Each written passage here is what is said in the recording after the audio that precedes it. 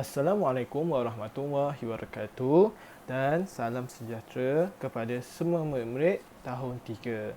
Hari ini kita teruskan lagi pembelajaran kita yang bertajuk Udang Galah Air Bukit. Untuk pengajaran hari ini, cikgu akan menggunakan buku teks halaman 55 dan buku aktiviti halaman 59. Okey, mari kita buka dahulu buku teks halaman 55. Okey, cikgu akan bacakan Udang Galah Air Bukit. Hanif dan bapanya, Encik Salim, ke kolam ternakan udang galah yang menggunakan air bukit. Ini di bawah ini adalah dialog. Encik Salim: apa khabar Encik Rizam? Bagaimanakah ternakan udang galah? Okey, di sini murid-murid lihat terdapat dua perkataan yang ditulis dengan warna merah, iaitu apa dan bagaimana. Murid-murid mesti ingatkan tentang kata tanya yang kita telah pelajari pada pelajaran yang lepas. Jika murid yang belum lagi ataupun tidak ingat, murid-murid boleh tekan link di atas ini untuk belajar dahulu dalam video itu tersebut, kemudian kembali semula ke dalam video ini setelah murid faham. Okey, kita lihat. Apa ini digunakan oleh penulis ataupun Encik Salim untuk menanyakan Encik Izham tentang perkabaran ataupun keadaan Encik Izham. Okey, apa khabar? Okey, maka Encik Izham kata khabar baik Encik Salim. Dia baik-baik sahaja. Okey. Bagaimana ini digunakan untuk menanyakan dalam konteks ini ataupun dalam penulisan ini tentang keadaan ternakan Encik Izham. Apakah ternakan Encik Izham? Ialah kolam udang atau maafkan cikgu, adalah udang galah. Maka bagaimanakah ternakan udang galah? Dia kata usaha saya semakin maju, maksudnya ternakan udang galahnya makin mendapat sambutan ramai dan mendapat untung. Okey, kita teruskan. Hanif ni berbicara. Berapakah jumlah kolam pakcik sekarang? Ini merupakan pertanyaan daripada Hanif. Okey. Pakcik Izham pun berkata, pakcik ada 14 buah kolam. Okey, di sini murid-murid lihat satu lagi kata tanya, iaitu kata tanya berapa. Okey, kata tanya berapa ini digunakan oleh Hanif untuk menanyakan tentang bilangan jumlah kolam udang galah yang diusahakan oleh Encik Izham. Maka Encik Izham pun berkata dia ada 14 buah kolam udang galah. Okey. Maka kita teruskan. Hanif: oh, banyaknya pakcik.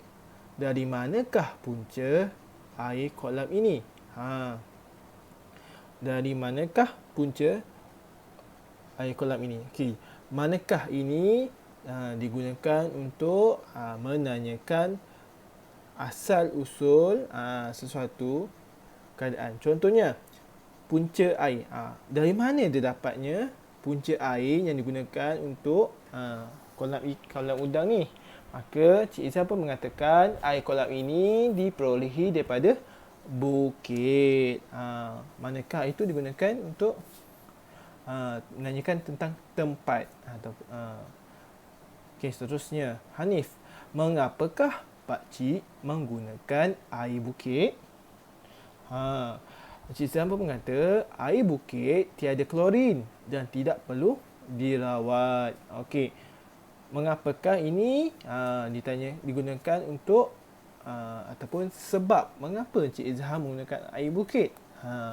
Untuk pengetahuan murid-murid, air yang kita minum ini telah dicampur dengan klorin yang pipe itu dan tidak sesuai digunakan untuk aktiviti memelihara udang galah. Maka airnya perlu dirawat. Tetapi Cik Encik Izham ini bijak.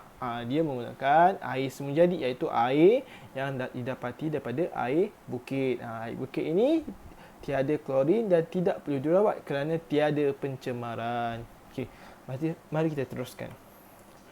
Okey, daripada Hanif. Udang galah di sini makan kosong. Pakcik. Okey, Cik Izham berkata, udang galah makan hidupan seni di dalam kolam. Okey, di sini cikgu kotakkan hidupan seni di dalam kolam. Okey, di sini murid-murid perlu isi apakah kata tanya yang sesuai dalam dialog ini.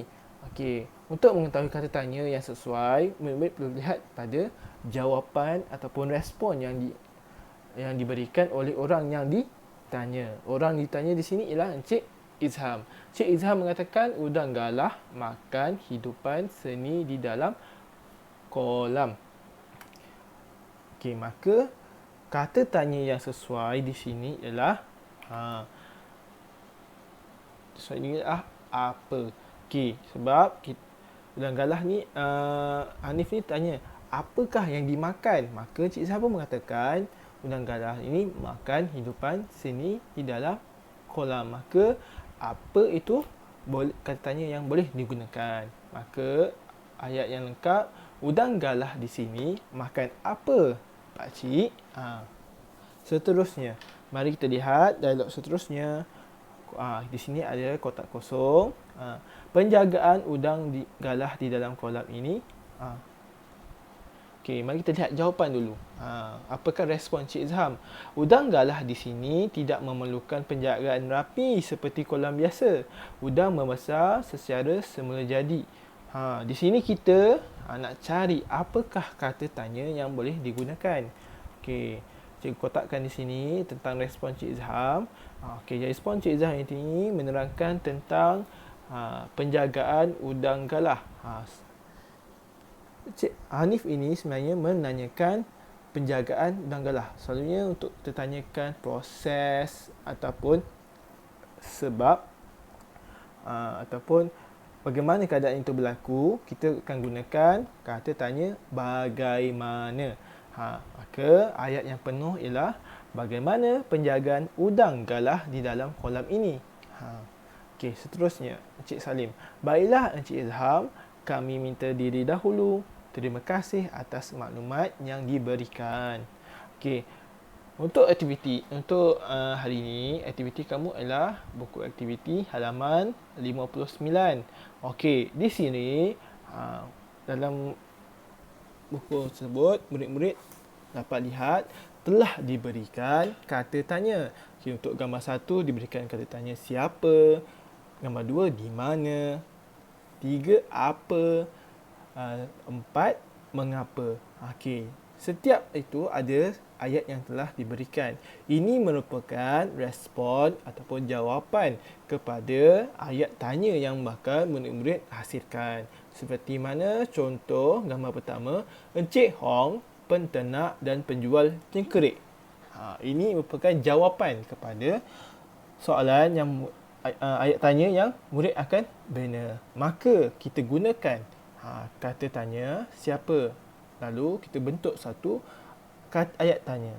Okey, ayat tanya yang sesuai ialah siapakah yang menternak, siapakah yang menternak dan menjual cengkerik, ataupun siapa peternak dan penjual cengkerik. Itu pun boleh diterima. Jangan lupa untuk tuliskan ayat, maafkan cikgu, simbol tanya di akhir ayat tanya kamu. Okey, cikgu harap murid-murid boleh faham apa yang cikgu cuba sampaikan. InsyaAllah kita jumpa lagi. Terima kasih. Assalamualaikum.